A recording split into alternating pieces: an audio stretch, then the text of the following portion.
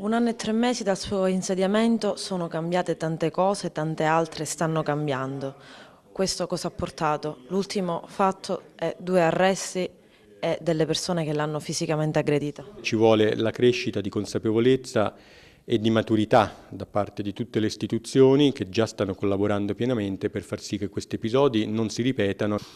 È nato tutto da un'attività di contrasto a un fenomeno di pesca abusiva all'interno del porto, quindi una barca priva di licenza di pesca con a bordo persone che non sono pescatori professionisti, che esercitava attività per la pesca del novellame e di altre specie non consentite all'interno dello specchio acqueo portuale, dove tra le altre cose è vietata qualsiasi attività di pesca anche ai pescatori professionisti per ovvi motivi di igiene e sanità del pescato.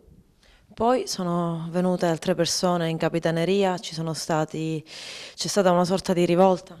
Ci sono stati delle violente proteste dei tafferugli portate avanti da amici, conoscenti e altri pescatori abusivi che tentavano di entrare fisicamente in capitaneria per dare supporto alle 2 persone già sottoposte agli arresti su ordine del PM di turno.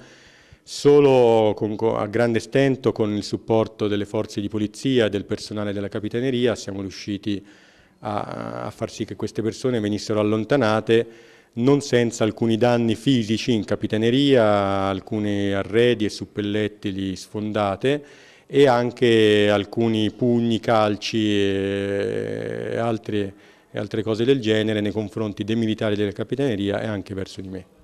A questo punto salta l'accordo che si era raggiunto durante il vertice in prefettura di qualche giorno fa. Era stato ipotizzato un percorso che vedesse una ipotesi di cessione del pontile già in concessione demaniale marittima al Comune, un'ipotesi di cessione al demanio marittimo, cioè allo Stato.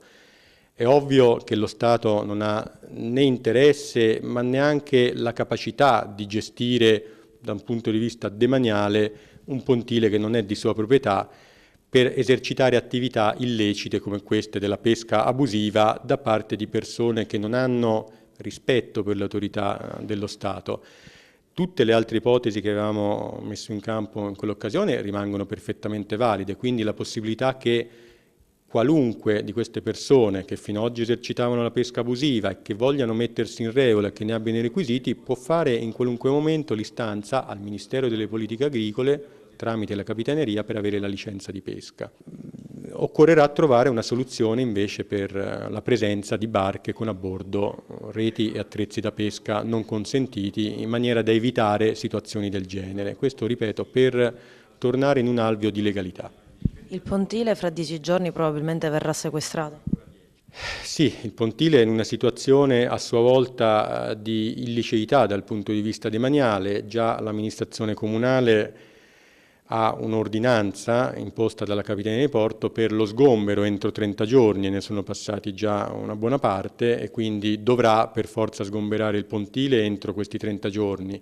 L'alternativa chiaramente sono le azioni penali previste dal codice nei confronti dell'amministrazione comunale e il sequestro del pontile e delle barche che sono ormeggiate.